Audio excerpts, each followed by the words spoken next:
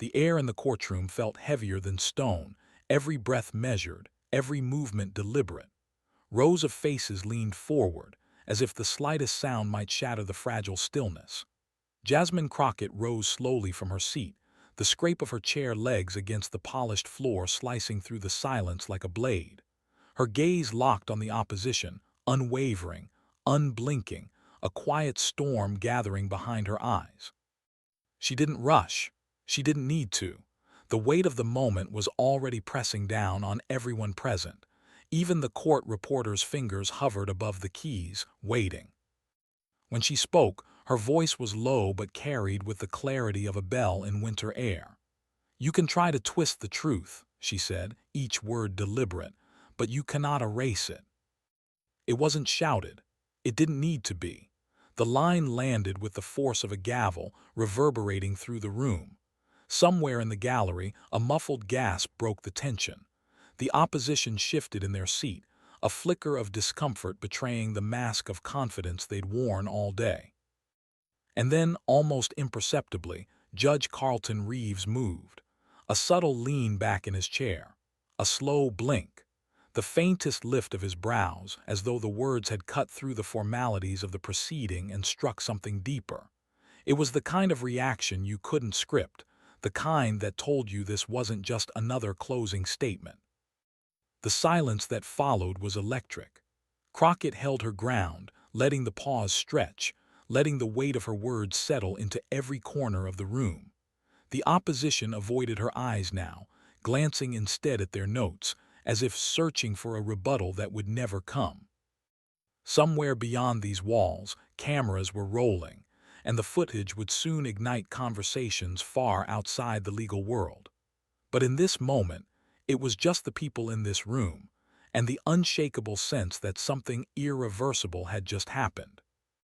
Judge Reeves' gaze lingered on Crockett for a beat longer, his expression unreadable but undeniably altered. But to understand why this moment hit like a lightning strike, we have to go back to where it all began. The case had begun, at least on paper, as a matter of procedure, a dispute over the boundaries of authority, the interpretation of a statute, the kind of thing that usually lived and died in the quiet corridors of legal briefs. But by the time it reached this courtroom, it had become something else entirely. The filings were no longer just ink on paper. They were symbols in a larger battle over who gets to define truth in America and whose voices are allowed to stand unshaken in the face of power. Outside, the courthouse steps had turned into a stage. Supporters gathered with handmade signs, some bearing Crockett's name, others carrying messages about justice, equality, and the right to be heard. The air was thick with anticipation, the kind that comes when people sense history might be written in real time. Reporters clustered near the entrance, their cameras trained on the heavy wooden doors, waiting for the next development. Inside, the political undercurrents were impossible to ignore. The opposition wasn't just a lawyer representing a client. They were a figure whose career had been built on a certain brand of swagger, the kind that dismissed challenges with a smirk and treated dissent as an inconvenience. They had allies in high places, a network of influence that could turn a courtroom win into a headline victory. And they had underestimated Jasmine Crockett from the moment she walked in. For Crockett, this was never just about the letter of the law. It was about the people who couldn't be in that room, the ones whose stories were often erased or twisted until they no longer resembled the truth. She carried them with her, in the cadence of her voice, in the way she refused to flinch under the opposition's gaze. Every question she asked, every objection she raised, was a thread in a larger tapestry of resistance. The stakes were more than legal. They were personal, cultural, and deeply symbolic. A ruling here could ripple far beyond the parties involved, shaping how similar cases would be argued for years to come. It could either reinforce the idea that dignity is negotiable, or it could set a precedent that no amount of bluster can erase the truth. In the days leading up to the closing statements, the tension had been building like a storm offshore. The opposition's strategy was clear: undermine her credibility, paint her as emotional rather than factual, and hope the court would see her passion as a flaw. But Crockett had been in this position before. She knew the difference between losing her temper and using her fire. By the morning of the final arguments, the gallery was packed. Every seat was filled, and still people stood along the back wall. The hum of whispered conversations died down as the judge entered, and the air seemed to tighten.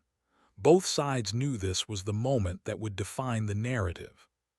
Somewhere in the back, a camera light blinked on. The footage would be clipped, shared, dissected, and debated before the day was over. But in that instant, the only thing that mattered was the exchange about to unfold, a clash not just of legal theories, but of worldviews. And when the cameras started rolling, no one could have predicted the storm about to break. Long before the courtroom lights and the hum of cameras, the antagonist had built a reputation on a certain kind of performance, the kind that played well in sound bites and headlines. They were the figure who could stride into a press conference, toss out a cutting remark, and walk away leaving their opponent scrambling for a response.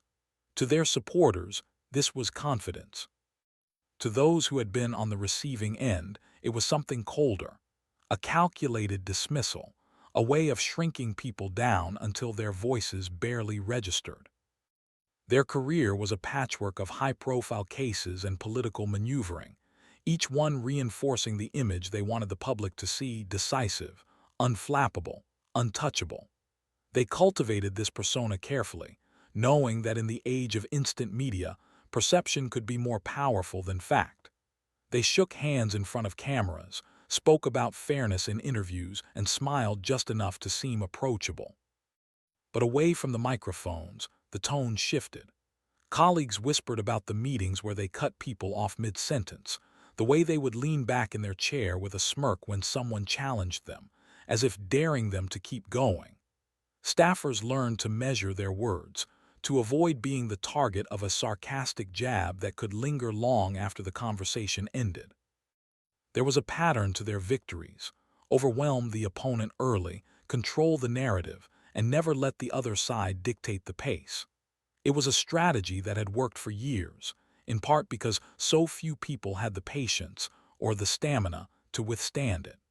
They relied on the assumption that most adversaries would eventually falter, either by losing their composure or by retreating altogether. And then came this case. From the outset, they treated Jasmine Crockett as if she were just another name on the docket, another opponent to be handled and dispatched. In pretrial exchanges, they interrupted her mid-question, spoke over her objections, and occasionally let a faint smile curl at the corner of their mouth when she pressed a point. It was the same playbook they had used countless times before, and they saw no reason to change it. What they didn't see, or perhaps refused to see, was that Crockett wasn't playing the same game. She didn't rush to fill the silences they left hanging in the air. She didn't bite when they tried to provoke her into an emotional outburst. Instead, she listened. She took notes. She let them talk, even when the words dripped with condescension, as if she were cataloging each one for later use. The contradictions in their public image and private behavior began to show in subtle ways. In front of the cameras, they spoke about respect for the process. In the courtroom, they rolled their eyes when Crockett made a point. They praised the importance of truth in interviews. In cross-examination, they twisted her words to fit their narrative. To the casual observer, these might have seemed like minor inconsistencies, but to anyone paying close attention, they were cracks in the armor. There were moments, fleeting but telling, when the mask slipped. A flash of irritation when a ruling didn't go their way. A tightening of the jaw when Crockett's line of questioning landed closer to the heart of the matter than they expected. These were the moments that hinted at something they had never had to face before: an opponent who wasn't intimidated by the performance, who saw through the theatrics to the insecurity beneath. Outside the courtroom, their allies continued to project confidence. They spoke to the press about how the case was going exactly as planned, how their side was in control of the narrative. But inside, the dynamic was shifting. The more they tried to dominate the space, the more Crockett seemed to grow in it. It wasn't obvious yet, not to the gallery, not to the reporters, and certainly not to them. But the balance of power was beginning to tilt. Every dismissive glance, every patronizing interruption was being stored away, piece by piece, in the quiet arsenal Crockett was building. They had faced challengers before, but most had played by their rules. This time, the rules were changing, and they didn't even realize it. But while they were busy underestimating her, Jasmine was quietly preparing a counterstrike. Jasmine Crockett's story didn't begin in the marble halls of justice or under the glare of television lights. It began in a modest neighborhood where the sidewalks cracked in the summer heat and neighbors knew each other by name. Her earliest memories were of her mother's voice, steady, determined, telling her that the world would not always be fair, but that she could always choose to be. Her parents worked long hours, not because they loved their jobs, but because they loved their children. They taught her that dignity wasn't something you waited for others to grant you. It was something you carried, even when no one was watching. In a home where every dollar was stretched and every setback was met with grit, Jasmine learned early that resilience was not a luxury, it was survival. School was where her sharp mind first began to draw notice. Teachers saw a girl who asked questions that cut to the heart of the matter, who refused to accept "that's just the way it is" as an answer. She excelled academically, but it was her ability to stand up for others that set her apart. When a classmate was unfairly disciplined, Jasmine was the one who spoke to the principal. When a teacher made an offhand remark that stung, she found the courage to say, respectfully but firmly, that it wasn't right. Those moments planted the seeds of something larger, a belief that her voice could be a tool, not just for herself, but for those who didn't yet know how to use theirs. College brought new challenges. She was often one of the few women of color in her classes, and the weight of representation was real. There were professors who underestimated her, classmates who assumed she was there on a quota, and moments when the isolation was almost enough to make her question her path. Almost. But each time she remembered her mother's words, and each time she pushed forward. Law school was a crucible. The workload was relentless, the competition fierce. But Jasmine thrived in the pressure. She didn't just memorize case law, she understood the human stories behind it.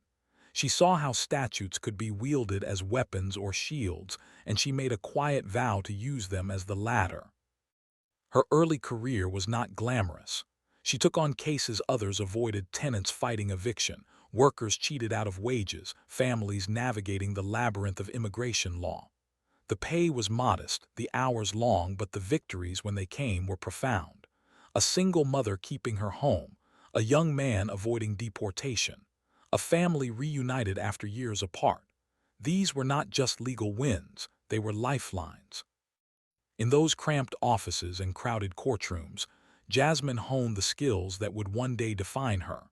The ability to listen deeply, to find the thread of truth in a tangle of noise, and to speak with a clarity that cut through pretense. She learned that the most powerful arguments were not always the loudest, but the ones rooted in undeniable fact and unshakable principle. Her rise to public service was almost inevitable. Community leaders urged her to run, seeing in her a rare combination of intellect, empathy, and resolve. She resisted at first. Politics was a different battlefield, one where truth could be drowned out by spectacle. But she also knew that the laws she fought to uphold in court were shaped in legislative chambers, and that if she wanted to protect her clients on a larger scale, she would have to step into that arena. When she did, she brought the same approach that had defined her legal career. She listened more than she spoke. She sought out the stories of those who felt invisible, and when she did speak, it was with the weight of those stories behind her. Her opponents often mistook her calm for passivity, her measured tone for lack of fire. They didn't see the years of battles fought in cramped courtrooms, the nights spent poring over case files, the mornings when she walked into hostile spaces knowing she would have to earn every ounce of respect she received. They didn't see the steel beneath the composure. By the time she walked into the courtroom for this case, Jasmine carried with her not just legal expertise, but a lifetime of preparation. She had faced down condescension before. She had been underestimated before, and each time she had turned those moments into fuel. She knew the opposition's type, the practiced arrogance, the reliance on performance over substance. She had seen it in landlords who thought they could bully tenants, in employers who thought they could silence workers, in officials who thought they could bend the truth without consequence, and she knew exactly how to dismantle it. Every step of her journey, from the cracked sidewalks of her childhood to the polished floors of the courthouse, had been a lesson in endurance, in clarity, in the quiet power of refusing to be moved. She had learned to stand her ground not by shouting over others, but by making it impossible to ignore her. And all of that strength was about to be tested in the most public way imaginable. The first few minutes of the exchange were measured, almost polite, the kind of back and forth that could lull an untrained observer into thinking this was just another day in court. But beneath the surface, the current was shifting. The antagonist leaned forward, voice sharpened, questions coming faster now, each one designed less to illuminate the truth than to box Jasmine Crockett into a corner. "Isn't it true," they began, cutting her off before she could finish a sentence, "that your argument ignores the plain language of the statute?" The words were delivered with the confidence of someone who had used this tactic 100 times before: interrupt, reframe, control the tempo. Crockett didn't flinch. She let the interruption hang in the air for a beat, her eyes steady on the antagonist, as if weighing whether the question even deserved an answer. When she finally spoke, her tone was calm, deliberate. "What's true," she said evenly, "is that the plain language of the statute cannot be divorced from the plain reality of the people it affects." A murmur rippled through the gallery. The antagonist's jaw tightened. They tried again, this time with a dismissive chuckle, as though her point were naive. "We're here to discuss the law, not feelings," they said, leaning back in their chair, arms crossed. Crockett's gaze didn't waver. "The law," she replied, "is meaningless without the people it's meant to serve." She didn't raise her voice, but the words carried, filling the room with a quiet authority that made the chuckle seem suddenly small. The antagonist shifted tactics, moving to rapid-fire questioning, hopping to catch her off balance. "Yes or no," they demanded, "did you or did you not omit that precedent in your brief?" She paused, letting the silence stretch just long enough for the tension to thicken. "I did not omit it," she said. "I addressed it, and I explained why it does not control here."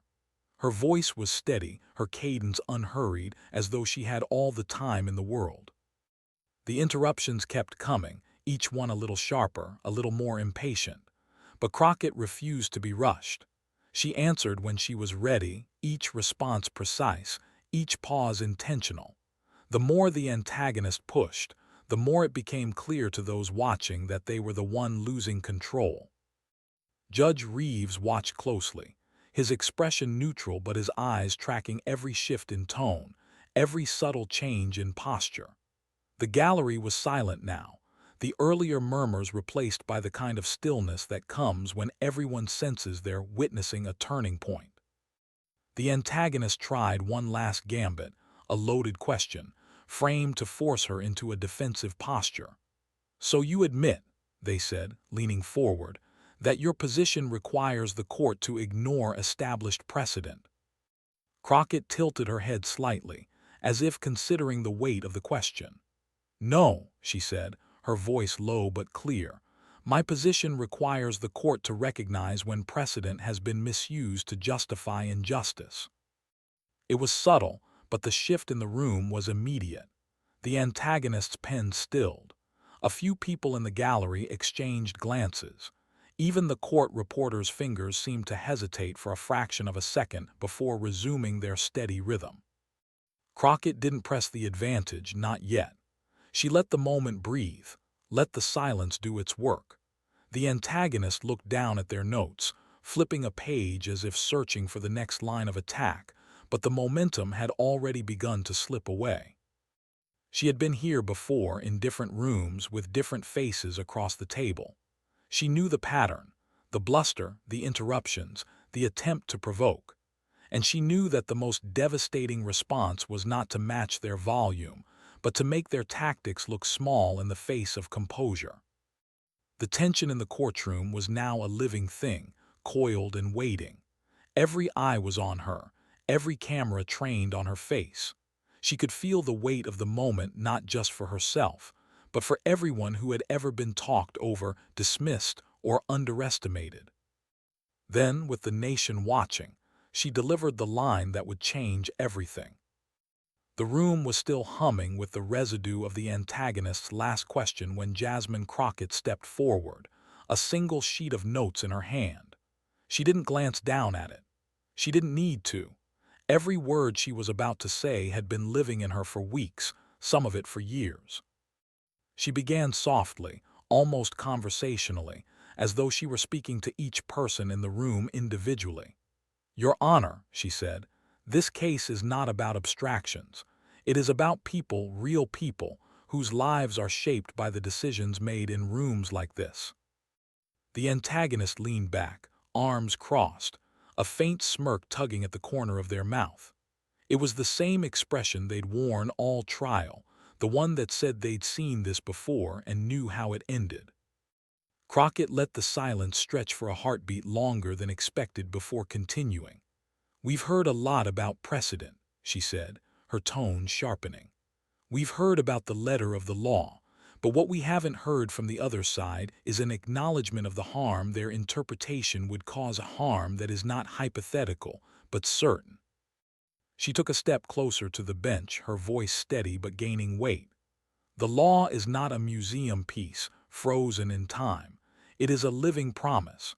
And when that promise is twisted to serve the powerful at the expense of the vulnerable, it is not justice, it is betrayal."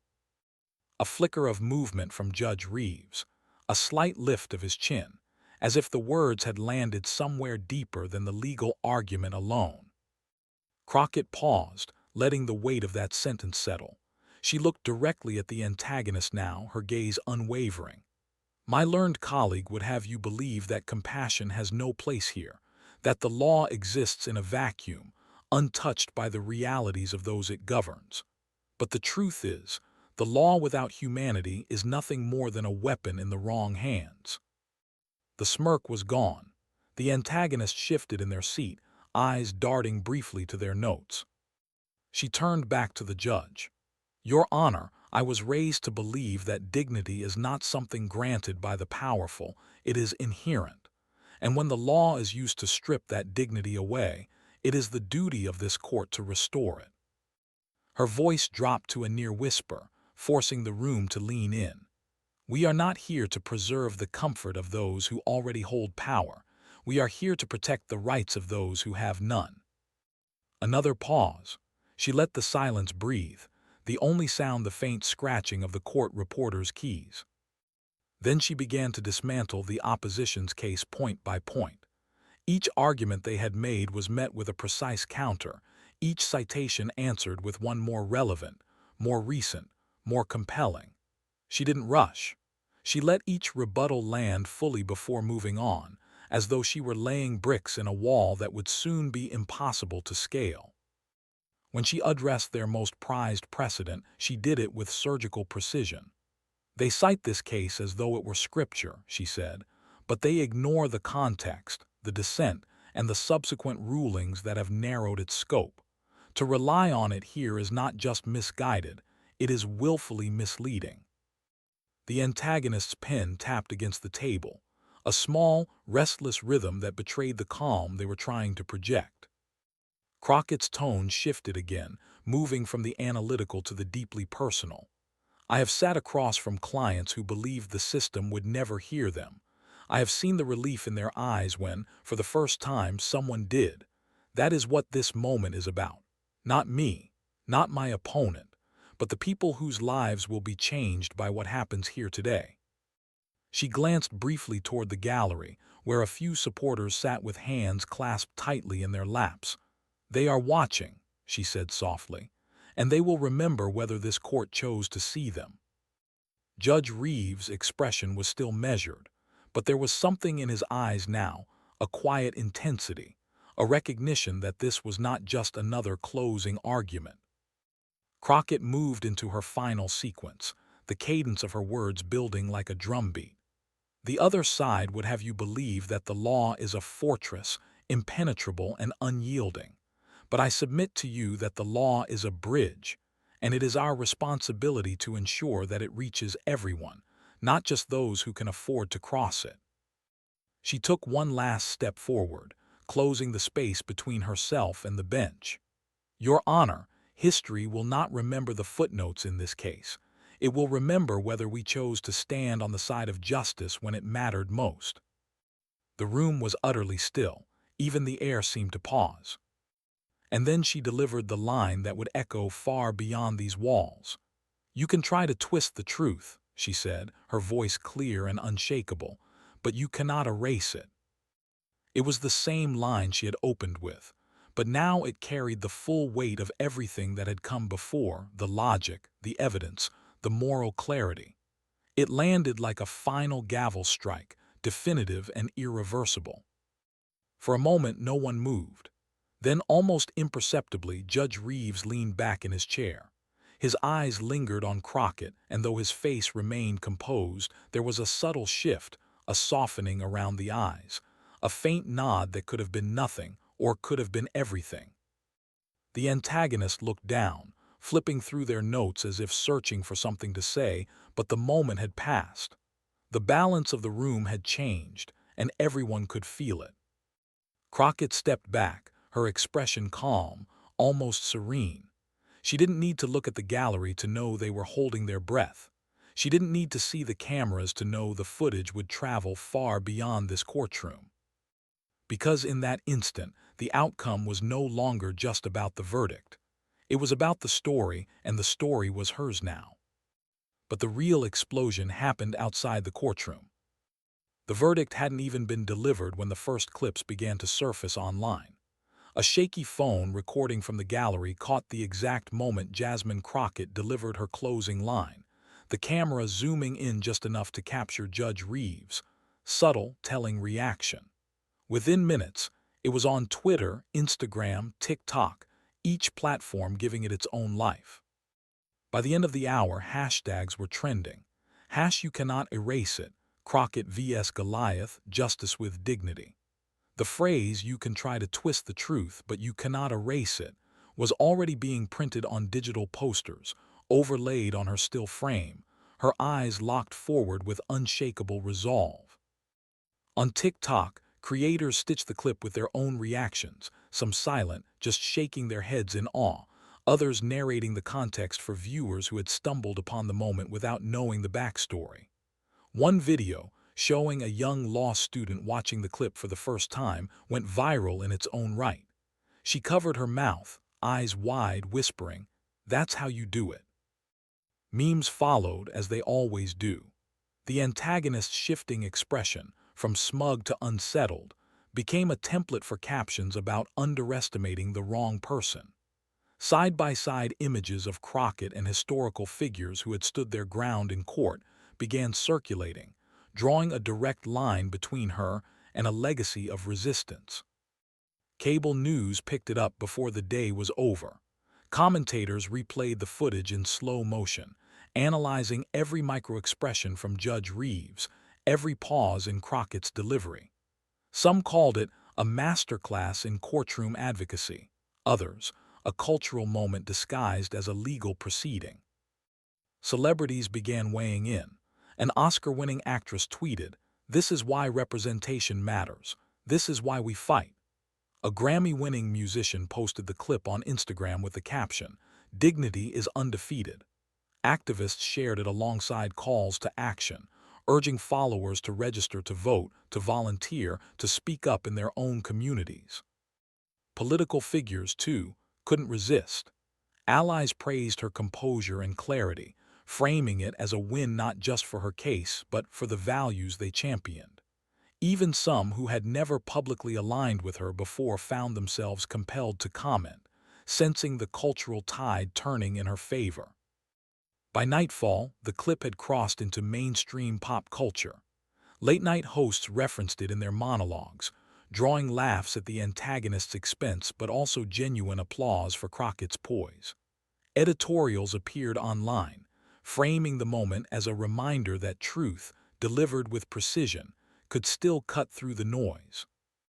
But the most striking thing wasn't just the volume of attention, it was the diversity of the voices joining in. Immigrant communities shared it as a symbol of standing tall in spaces designed to intimidate. Young professionals saw it as proof that preparation and composure could dismantle arrogance. Parents showed it to their children as an example of speaking truth to power without losing your center. In group chats, on podcasts, in classrooms, the conversation kept circling back to the same point. This wasn't just a legal win in the making, it was a cultural reset. People were hungry for moments like this, where dignity didn't just survive under pressure, it thrived. The antagonist, for their part, stayed silent in the immediate aftermath. Their team issued a brief statement about respecting the process, but the absence of their usual swagger was telling. The narrative had slipped from their grasp, and no amount of spin could reclaim it. Meanwhile, Crockett's team was inundated with interview requests. She declined most of them, choosing instead to let the moment speak for itself. The restraint only amplified the intrigue. In an age where everyone rushed to capitalize on viral fame, her silence read as confidence, the kind that didn't need to chase the spotlight because it already commanded it. By the next morning, the clip had been viewed tens of millions of times. It was being translated into multiple languages, shared by international outlets, and dissected by legal analysts abroad. The ripple effect was undeniable. A single courtroom exchange had become a global talking point. And yet, for all the noise, for all the hashtags and headlines, those who knew Jasmine Crockett understood something the internet didn't. She hadn't crafted that moment for virality. She hadn't delivered that line for the cameras. She had said it because it was true, because it needed to be said, and because the people who needed to hear it most were in that room with her. Yet for Jasmine, this was never about going viral.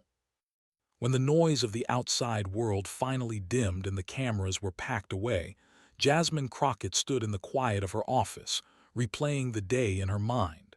She knew the clip had gone everywhere. She'd seen the headlines, the hashtags, the endless commentary.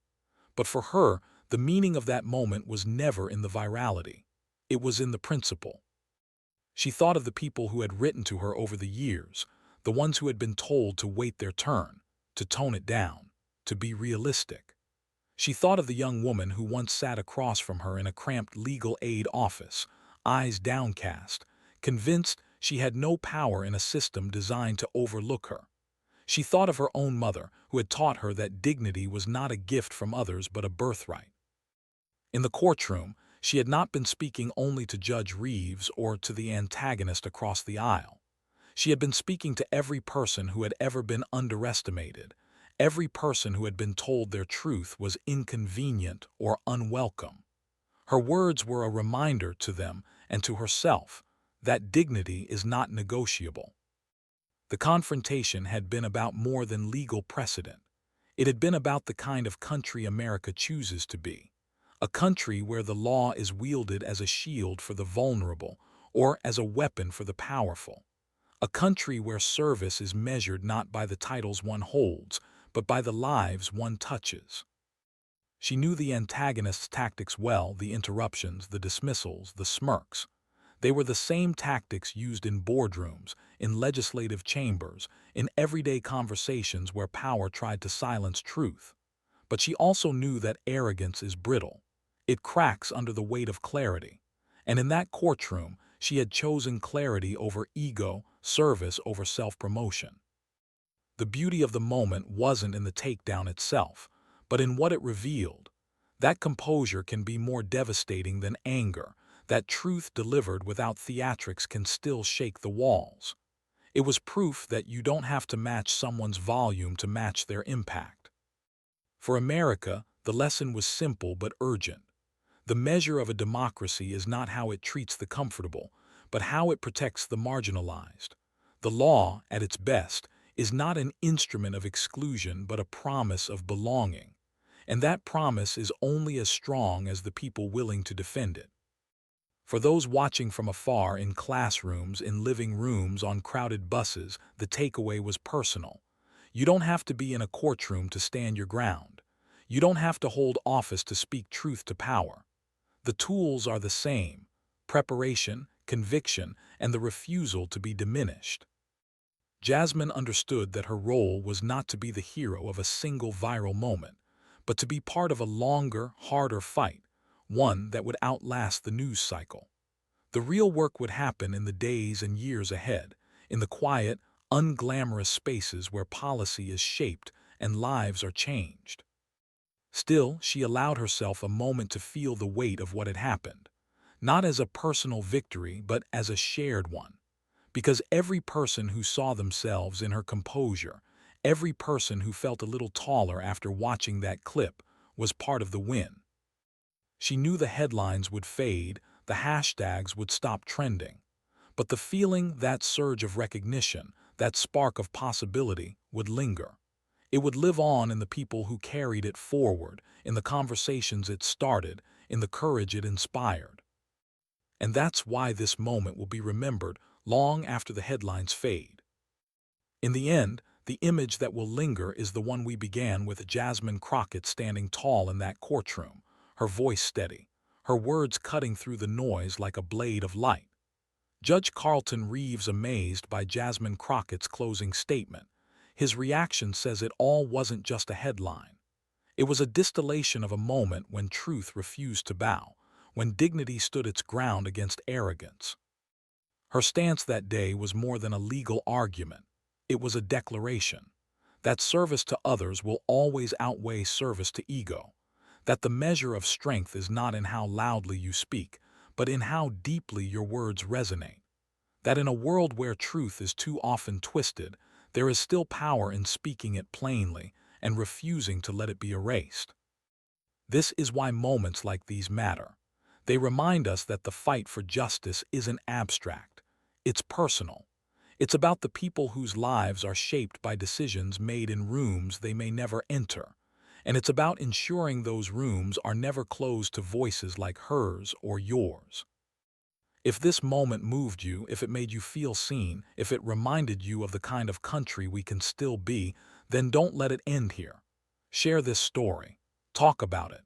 Let it be the spark for your own stand in whatever space you occupy. Subscribe to this channel so you don't miss the next story that needs to be told. Share this video so others can feel what you felt. And join the movement, not just for truth in the courtroom, but for dignity in every corner of our public life. Because the fight isn't over, and your voice matters.